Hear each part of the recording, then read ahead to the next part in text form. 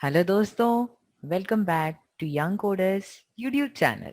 तो दोस्तों, पिछली ट्यूटोरियल में हमने डिवीजन और बीडीओ टैग स्टडी किया था, और यदि आपने वो ट्यूटोरियल नहीं देखे हैं तो लिंक आपको यहाँ आई बटन पे मिल जाएगा। आप वहाँ जाइए, उसे देखिए और इस ट्यूटोरियल को कंटिन्यू कीजिए। तो दोस्तों, आज हम एक नहीं, दो नहीं, तीन नहीं, चार चार टैग्स के बारे में स्टडी करेंगे, और वो हैं डीटी, डीडी, डीएल और एम्फेसाइज टैग। तो दोस्तों, इन सब की बात हम अपने प्रैक्टिकल में ही करेंगे, लेकिन उसके पहले थोड़ी थ्योरी जानते हैं। तो देखिए दोस्तों, ये जो मैंने आपको पहले तीन टैग बताए, उनका काम होता है कि जब आप बहुत सारी डिटेल्ड और मतलब डिस्क्रिप्टिव चीजें अपने वेबसाइट में या फिर वेब पेज में लगाते हैं। तो डीटी का मतलब होता है डिस्क्रिप्शन टर्म, डीएल का मतलब होता है डिस्क्रिप्शन लिस्ट, और डीडी का मतलब होता है डिस्क्रिप्शन डेटा।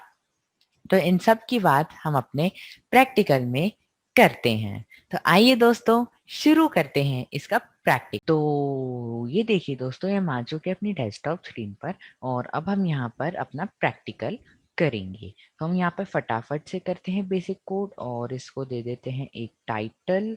तो मैंने ये अपना माय वेब पेज जो अपना टाइटल है वो दे दिया मैंने, और इसको देने के बाद हम इसे थोड़ा यहाँ पे कर लेंगे। अब बॉडी के अंदर अब हम यहाँ पर सबसे पहले बनाते हैं डिस्क्रिप्शन लिस्ट, जो कि बहुत मेन टैग है। तो डिस्क्रिप्शन लिस्ट लगाने के बाद यदि हम इसे सेव करके देखेंगे तो ये देखिए यहाँ पर कुछ नहीं होता।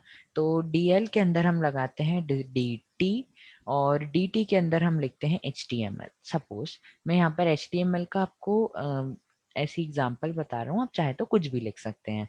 और अब ये डिस्क्रिप्शन जो टर्म है उसका तो काम यहाँ पर हो गया, लेकिन ये अकेला काम नहीं करेगा। यहाँ पर आपके पास यदि बहुत ज्यादा है तो आप लगाइए, मैं यहाँ पर आपको सिर्फ और सिर्फ एग्जाम्पल दिखा रहा हूँ। और यहाँ पर फिर डीडी लगाकर मैंने यहाँ पर ये लिख दिया कि हाइपर टेक्स्ट मार्कअप लैंग्वेज। आप खैर इन सब इस मतलब को आप जानते ही होंगे कि HTML का क्या मतलब होता है, उसका फुल फॉर्म क्या होता है। तो मैंने hypertext markup language is known as HTML, ये मैंने लिख दिया।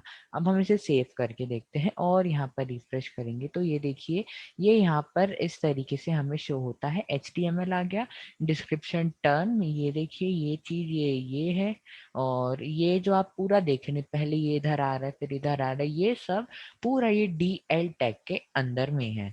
तो इसलिए इसका काम यहाँ पर इस तरीके से होता है। और अब हम यहाँ पर डीडी तो एक बार लगा दिया तो ठीक, लेकिन क्या अगर हमारे पास दो हो, तो हम यहाँ पर फिर से दूसरा डिस्क्रिप्शन टर्म लगाते हैं। तो डीटी, मैंने डीटी लगाया और वहां पे लिख दिया मैंने JS, और JS लिखने के बाद मैंने डीडी लगाया और उसके अंदर लिख दिया JavaScript is known as JS, ये मैंने लिख दिया। अब हम इसे सेव करके यहाँ पर देखते हैं तो ये देखिए, ये इसमें ऐसा ही आएगा, लाइन बाय लाइन चलेगा। यहाँ पर कोई ऐसी बात नहीं है कि आप अगर लगाएंगे तो ये फिर ऐसा लाइन पे आ जाएगा। आप DT लगाएंगे तो वो इधर ही आता है, और फिर जो आप डिस्क्रिप्शन डेटा में डालते हैं वो उसके बाहर में थोड़ा इस तरफ आता है। तो चिंता की कोई बात नहीं है।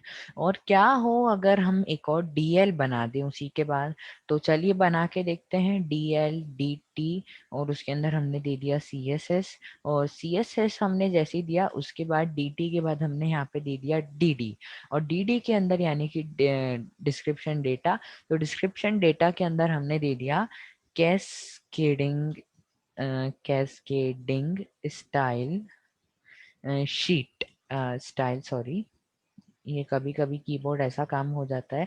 तो कैस्केडिंग स्टाइल शीट और इज नोन एज CSS, ये मैंने दे दिया। अब हम इसे सेव करके देखते हैं और यहाँ पर रिफ्रेश करते हैं तो देखिए तब भी कोई चेंज नहीं आता है। तो यहाँ पर आप ये देखिए कि इन सब का हम किस तरीके से यूज करते हैं, और अगर हम दूसरा डीटी भी बना दें तो फिर यहाँ पर कोई चेंज नहीं आएगा, वो वैसा ही दिखेगा। और चाहे तो ये जो आप देख रहे हैं हमने जीएस बनाया, उसके लिए भी आप यहाँ पर एक दूसरा, मतलब कि आप एक और डीएल बना के उसे डिफाइन कर सकते हैं। तो चलिए उसे भी करके देखते हैं। एक जो डीएल टैग है वो मैं यहाँ पर क्लोज कर देता हूँ, ये क्लोज हो गया।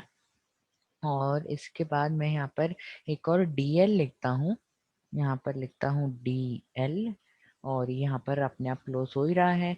तो अगर हम इसे सेव करके देखेंगे, हम यहाँ पर कंट्रोल एस, और यहाँ पे फिर से रिफ्रेश करेंगे, तो बस आप यहाँ पर इतना देखिए, चेंज मात्र इतना ही आता है कि थोड़ा सा नीचे हो जाता है। मतलब कि अगर आप एक ही डीएल के अंदर बहुत सारे ऐसे लगाएंगे तो ये यहाँ पर एक के बाद एक के बाद एक के बाद एक ऐसा आएगा। और अगर आप डीएल लगाते हैं तो वो थोड़ा थोड़ा मतलब नीचे हो जाएगा, और बस इतना ही यहाँ पर ये चेंज दिखाएगा, बाकी सब जो है वो सेम होते हैं। तो अब हम इन टैग्स की बात हम कर चुके हैं, तो अब हम आगे बढ़ते हैं। अभी हम फिलहाल के लिए इतना सब कुछ जो हमने यहाँ से यहाँ तक जो लिखा हम उसे मिटा देते हैं, वापस से इसे नॉर्मल करते हैं। तो ये देखिए नॉर्मल हो गया है। तो अब इसे हमने नॉर्मल लिख दिया, और तो अब हम बॉडी टैग के अंदर दूसरा टैग उसको स्टडी करते हैं, वो है ईएम टैग। तो मैं यहाँ पर लगाता हूँ ईएम, और ये एम्फेसाइज्ड टेक्स्ट इसका पूरा मतलब होता है ईएम का। तो आप लोग यहाँ पर ये समझिए कि ईएम जो होता है उसका मतलब होता है एम्फसाइज्ड टेक्स्ट। ठीक है, तो एम्फसाइज्ड टेक्स्ट इसका ये नाम है, यहाँ पे इसका फुल फॉर्म है। और एम्फसाइज्ड टेक्स्ट जो है टैग, वो लगभग लगभग इटैलिक टैग की तरह काम करता है। यहाँ पर आप ये समझिए कि दोनों में फिर फर्क क्या आएगा। एम्फसाइज टैग बस इसमें डिफरेंस इतना आता है कि जो एम्फेसाइज्ड है वो थोड़ा जोर देकर उसे इटैलिक करेगा, और जो इटैलिक टैग है वो तो नॉर्मल इटैलिक होता ही है। तो अगर हम वेब ब्राउजर में देखेंगे तो इनका कोई चेंज नहीं हमें शो होगा। लेकिन एम्फेसाइज्ड टेक्स्ट जो है वो थोड़ा जोर दे करके इटैलिक होता है। तो आइए इसका भी प्रैक्टिकल कर लेते हैं।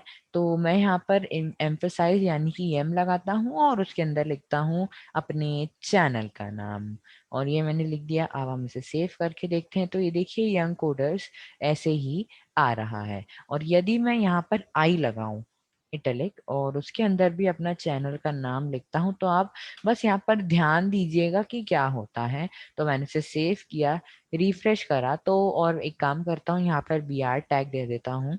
बी आर टैग दिया, अब देखिए, तो आप यहाँ पर अच्छे से देख सकते हो कि कोई भी चेंज जो है वो यहाँ पर नहीं आ रहा है।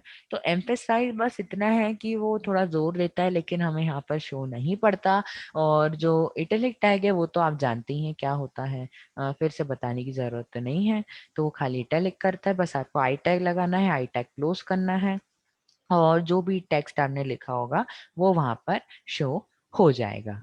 तो दोस्तों अभी के लिए बस इतना ही। तो दोस्तों कैसा लगा आपको ट्यूटोरियल? आई होप आपको बहुत मजा आया होगा इस ट्यूटोरियल में। अगर आपको कुछ कहना है या फिर हम कुछ इम्प्रूव कर सकते हैं तो आप कमेंट बॉक्स जो है वहां पर जरूर बताइएगा।